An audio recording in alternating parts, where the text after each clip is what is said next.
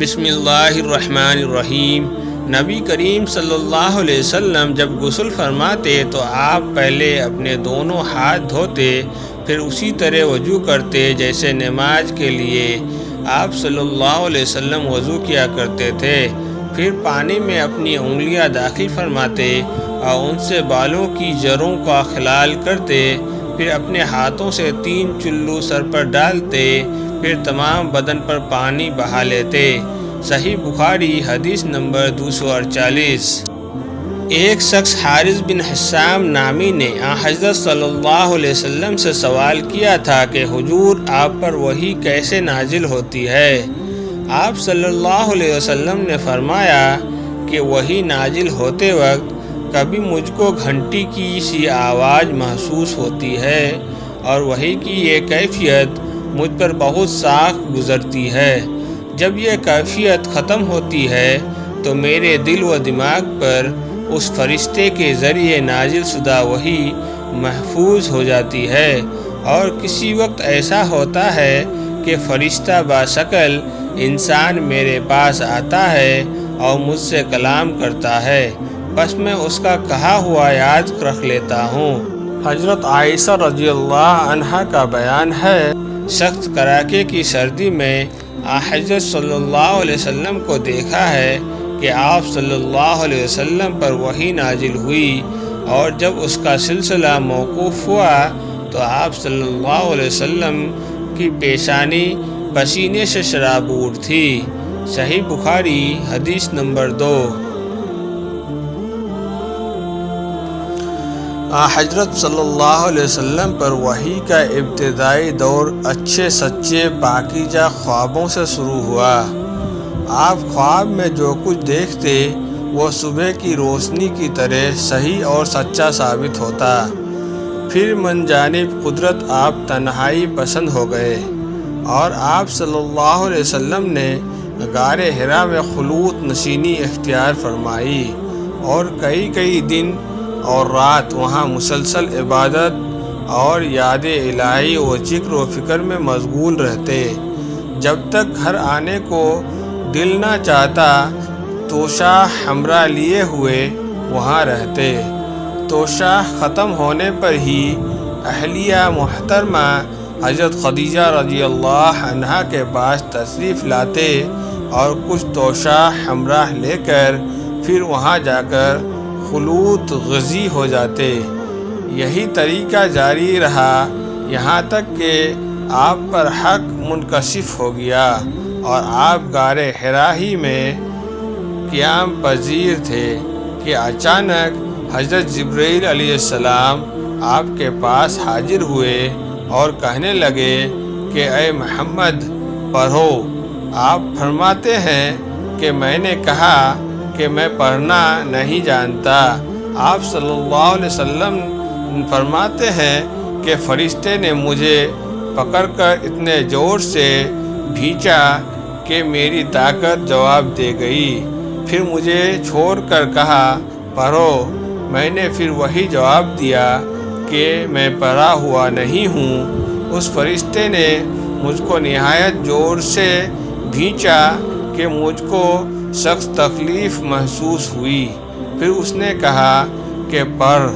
میں نے کہا کہ میں پڑھا ہوا نہیں ہوں۔ فرشتے نے تیسری بار مجھ کو پکڑا اور تیسری مرتبہ پھر مجھ کو بھینچا، پھر مجھے چھوڑ دیا اور کہنے لگا پڑھو اپنے رب کے نام کی مدد سے جس نے پیدا کیا اور انسان کو خون کی فٹکی سے بنایا، پڑھو، اور آپ کا رب بہت ہی مہربانیاں کرنے والا ہے۔ بس یہی آیتیں آپ حضرت جبرائیل علیہ السلام سے سن کر اس حال میں غار حرا سے واپس ہوئے کہ آپ کا دل اس انوکھے واقعہ سے کانپ رہا تھا۔ آپ حضرت خدیجہ کے ہاں تشریف لائے اور فرمایا کہ مجھے کمبل اڑا دو، مجھے کمبل اڑا دو۔ لوگوں نے آپ کو کمبل اڑا دیا۔ جب آپ کا ڈر جاتا رہا تو آپ نے اپنی زوجہ محترمہ حضرت خدیجہ رضی اللہ عنہا کو تفصیل کے ساتھ یہ واقعہ سنایا اور فرمانے لگے کہ مجھ کو اب اپنی جان کا خوف ہو گیا ہے۔ آپ کی اہلیہ محترمہ حضرت خدیجہ رضی اللہ عنہا نے آپ کی ڈھاڑیس بندھائی اور کہا کہ آپ کا خیال صحیح نہیں ہے، خدا کی قسم آپ کو اللہ کبھی رسوا نہیں کرے گا۔ آپ تو اخلاق فاضلہ کے مالک ہیں، آپ تو کنبہ پرور ہیں، بے قصوں کا بوجھ اپنے سر پر رکھ لیتے ہیں، مفلسوں کے لیے آپ کماتے ہیں، مہمان نوازی میں آپ بے مثال ہیں، اور مشکل وقت میں آپ امیر حق کا ساتھ دیتے ہیں۔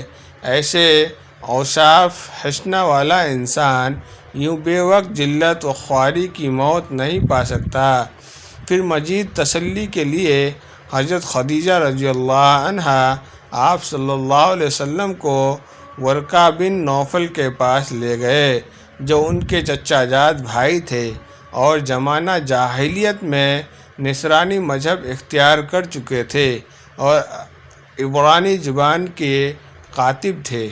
چنانچہ انجیل کو بھی حسب منصائے خداوندی عبرانی زبان میں لکھا کرتے تھے۔ انجیل سریانی زبان میں نازل ہوئی تھی، پھر اس کا ترجمہ عبرانی زبان میں ہوا۔ ورقہ اسی کو لکھتے تھے۔ وہ بہت بوڑھے ہو گئے تھے، یہاں تک کہ ان کی بینائی بھی رخصت ہو چکی تھی۔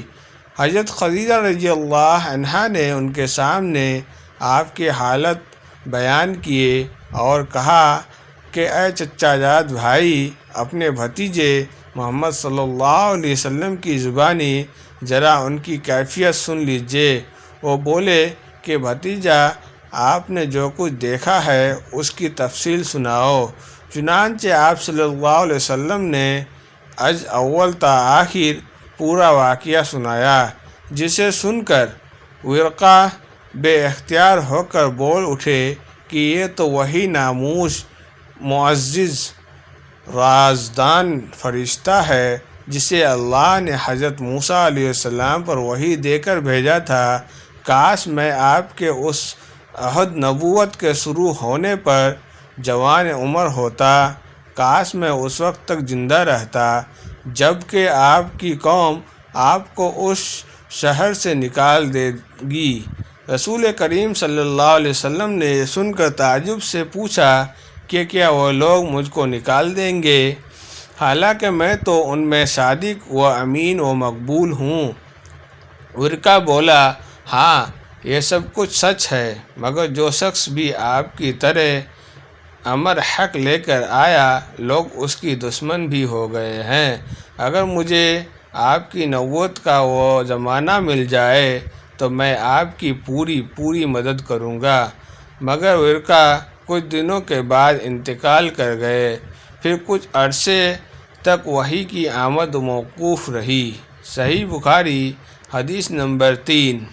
دوستو، ویڈیو اچھی لگی ہو تو اپنی دوستوں کو شیئر کریں اور چینل کو سبسکرائب کریں، لائک کریں اور کمنٹ کریں۔